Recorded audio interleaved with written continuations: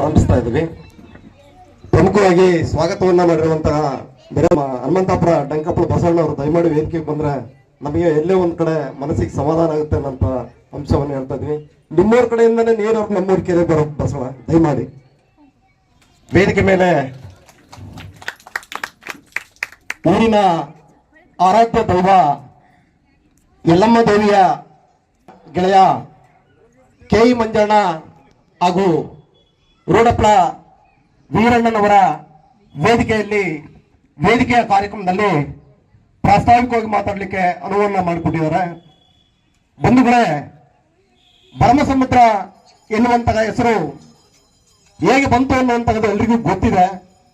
ಮೊದಲನ ಕಥೆ ಕೂಡ ನಮ್ಗೆ ಹೇಳಿದ್ದಾರೆ. ಯಾಕೆ ಅಂದ್ರೆ ನಮ್ಮೂರ ಹೆಸರು ಭರಮಸಮುದ್ರ ಅಲ್ಲ, ಅದು ಮುದುಕನಹಳ್ಳಿ.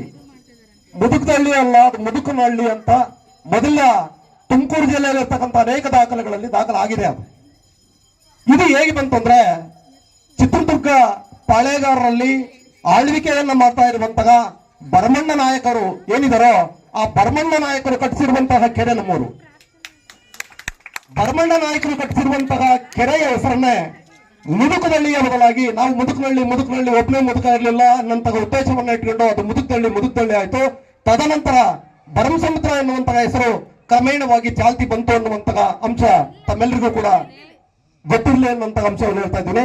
ಈ ಸಂದರ್ಭದಲ್ಲಿ ನಮ್ಮ ಪತ್ರಿಕಾ ಬಂಧುಗಳಿಗೆ ಕೂಡ ಒಂದು ಸ್ವಾಗತವನ್ನ ಬಯಸ್ತಾ, ಯಾಕಂದ್ರೆ ಕೆಲವು ಅನ್ಯತಾ ಭಾವಿಸುವಂತದ್ದು ಬೇಡ, ಆತುರವಾಗಿ ಆಗುವಂತಹ ಕೆಲವು ಬದಲಾವಣೆಗಳನ್ನ ಕೆಲವು ಸಂದರ್ಭದಲ್ಲಿ ಬಿಟ್ಟೋಗಿದ್ದಕ್ಕೆ ಕ್ಷಮೆಯನ್ನ ಇರಲಿ, ಪತ್ರಕರ್ತರು ಕೂಡ ಸ್ವಾಗತವನ್ನು ಬಯಸ್ತಾ, ಬಂಧುಗಳೇ, 76ನೇ ಇಸ್ವಿಯಲ್ಲಿ ನಮ್ಮೂರ ಕಡೆ ಕೋಡಿ ಹರಿದಿತ್ತು ಅನ್ನುವಂತಹ ಅಂಶ ಈ ಹಿಂದಿನ ಅಂದ್ರೆ ನಮ್ಮ ತಂದೆ ಮುತ್ತಾತಂದರಿಗೆ ಬಹುತೇಕವಾಗಿ ನಮ್ಮ ಕೆರೆಯ ನೈಜ ಚಿತ್ರಣ ಗೊತ್ತಿದೆ.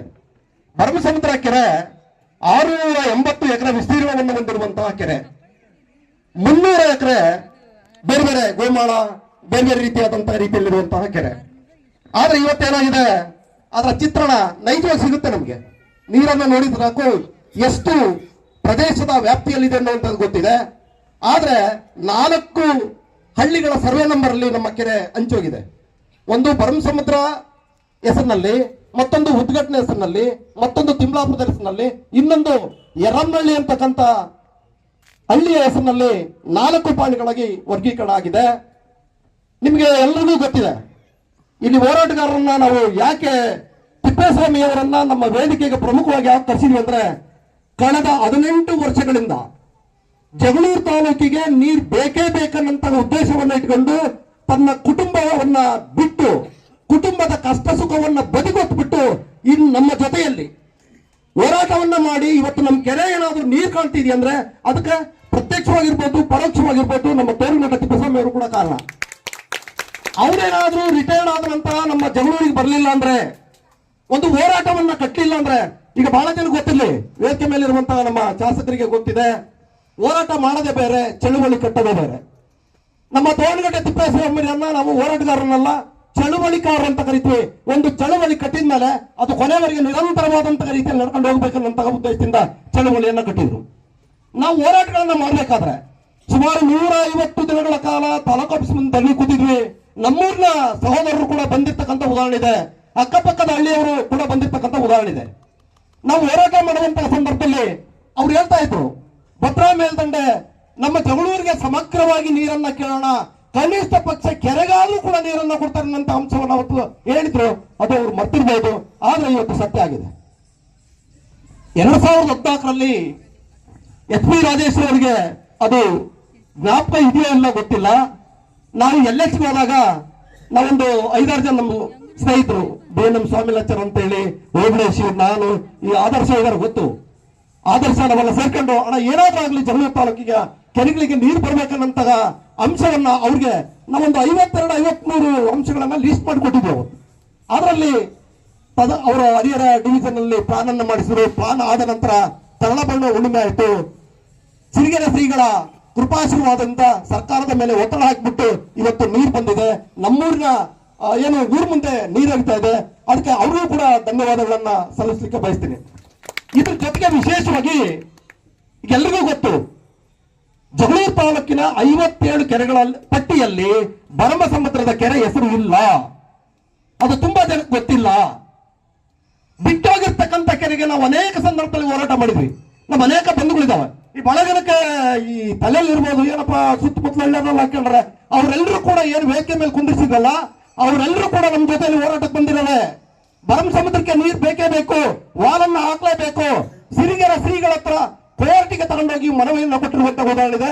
ಅದಕ್ಕೆ ನಮ್ಮ ಸ್ನೇಹಿತರು, ನಮ್ಮ ರಾಜಪ್ಪ ಎಷ್ಟು, ನಮ್ಮ ರಂಕಪ್ಪ ಬಸಣ್ಣ ಎಲ್ಲರೂ ಕೂಡ ಇದೀವಿ. ನಾವು ಎಲ್ಲರೂ ಒಂದಲ್ಲ ಒಂದು ರೀತಿಯಲ್ಲಿ ಹೋರಾಟ ಮಾಡಿರ್ತಕ್ಕಂಥವ್ರೆ. ಇದು ವಿಶೇಷವಾಗಿ ನಮ್ಮ ಕೆರೆ ಕಂಪ್ಲೀಟ್ ಆಗಿ ಬಿಟ್ಟೋಗಿತ್ತು. ಹೋರಾಟ ಮಾಡ್ಬೇಕಾದ್ರೆ ನಮ್ಮ ಹಾಳನ್ನ ಕೇಳ್ತಕ್ಕಂಥವ್ರು ಯಾರೂ ಇರಲಿಲ್ಲ.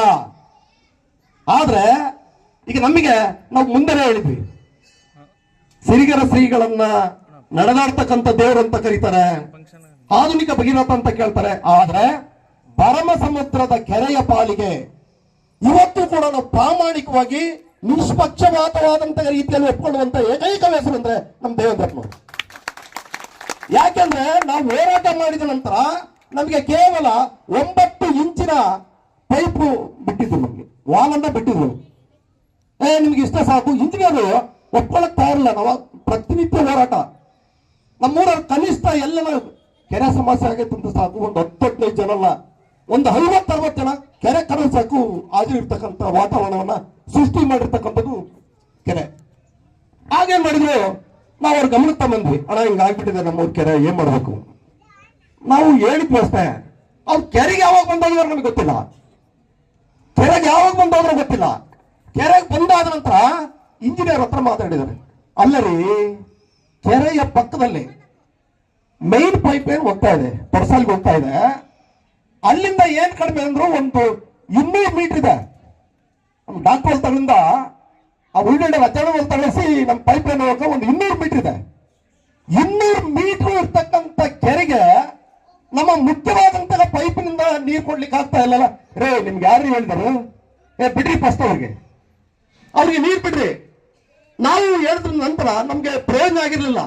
ನಾವೆಲ್ಲ ಬೇರೆ ಬೇರೆ ಕಡೆ ಹೋರಾಟ ಏನೇನೋ ಮಾಡ್ಬೇಕನ್ನಂತ ಸಂದರ್ಭದಲ್ಲಿ ದೇವೇಂದ್ರಪ್ಪನವರು ನಿಜವಾಗಲೂ ಕೂಡ ಆ ದೊಡ್ಡ ಕೆರೆಗೆ 14 ಇಂಚಿನ ಪೈಪ್ ಅನ್ನ ಬಿಡಿಸಿ ವಾಲನ್ನ ಬಿಡಿಸ್ಲಿಕ್ಕೆ ಕಾರಣ ಆಗಿರುವಂತವ್ರು. ಅದು ಅಷ್ಟೇ ಅಲ್ಲ, ನಮ್ಗೆ ಸರಿಯಾಗಿ ನೀರು ಬರ್ತಾ ಇರಲಿಲ್ಲ. ಕೇಳಿದ್ರೆ ನಾನಾ ಕಾರಣಗಳನ್ನ ಹೇಳ್ತಾ ಇದ್ರು. ಏರ್ ಔಟ್ ಆಗಿದೆ, ವಾಲ್ ಹೋಗಿದೆ, ಬೇರೆ ಬೇರೆ ರೀತಿಯಾದಂತಹ ರೀತಿಯನ್ನು ಹೇಳ್ತಾ ಇದ್ರು. ಆದ್ರೆ ನಾವು ಹೋದ್ರು ಸಾಕು, ಸಂಬಂಧಪಟ್ಟಿರ್ತಕ್ಕಂಥ ಕೆರೆಯ ಇಂಜಿನಿಯರ್ಗಳಿಗೆ, ಕಾಂಟ್ರಾಕ್ಟರ್ಗಳಿಗೆ ಫೋನ್ ಅನ್ನ ಮಾಡಿಸೋರು ಏನ್ ಹೇಳ್ತಾ ಇದ್ರು ಗೊತ್ತಾ? ನಿಮ್ಮನ್ನ ಕಂಬ ಕಟ್ಸ್ಬಿಡ್ತೀವಿ, ನಿಮ್ಮನ್ನ ಕಂಬ ಕಟ್ಸಿದ್ರೆ ಯಾರು ಕೂಡ ಕೇಳ್ತಕ್ಕಂಥವ್ರಲ್ಲ, ದಯಮಾಡಿ ನೀವು ವಾಲನ್ನ ಹಾಕೊಟ್ಟು ನೀರುಗಳನ್ನ ಬಿಡ್ರಿ ಅನ್ನುವಂತಹ ರೀತಿಯಲ್ಲಿ ನಮಗೆ ನೀರು ಬರ್ಲಿಕ್ಕೆ